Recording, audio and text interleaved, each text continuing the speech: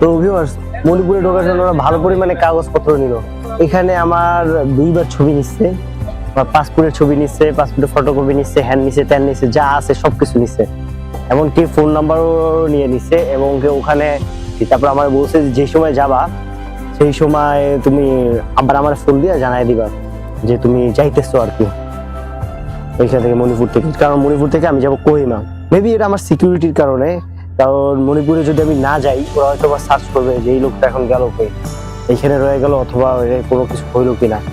এই কারণে হয়তো বা সিকিউরিটির কারণেই আমার এতগুলো নিচ্ছে। আমরা গেটের খুলি কিভাবে, এটা ধরে টান মারি আর খুলে যায়। এইটা এখানে কিভাবে করে জানেন, এই যেটা আছে না, এইটা নিয়ে এইভাবে টান মারতে হয়, এই এরপরে খুলে। আমরা তো নর্মালি এইখান দিয়ে টান মারে আর খুলে যায়, কিন্তু এটা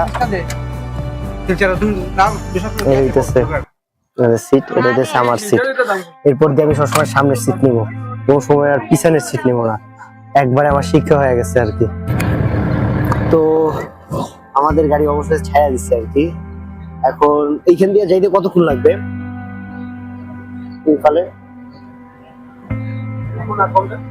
8 ঘন্টা। ভাই আরো 7 ঘন্টা লাগবে।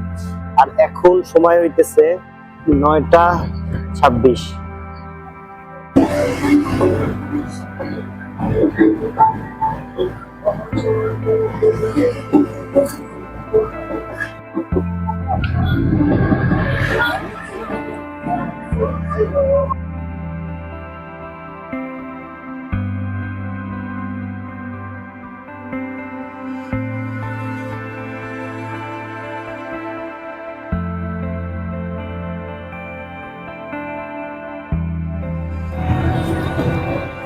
তো ভিউয়ার্স, আমি যেটা খেয়াল করলাম, মণিপুরের রাস্তা আপনার মিজোরামের চেয়ে ভাঙাচোরা বেশি।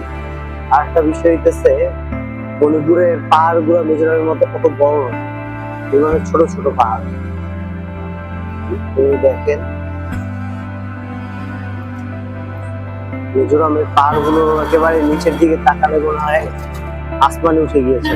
অথবা এটাও হইতে পারে মিজোরামের রাস্তাগুলো সব উপরে উপরে, মণিপুরের রাস্তাগুলো সব নিচে নিচে। কারণ মণিপুরের রাস্তাগুলো প্রচুর ঘোরা, মিজোরামের এরকমেরই কম নামবে। এটা অনেকটা আমাদের চট্টগ্রাম খাগড়াছড়ি ওই টাইপের পাহাড়। মিজোরামের পাহাড় গুলো মাইন্ড ব্লোয়িং।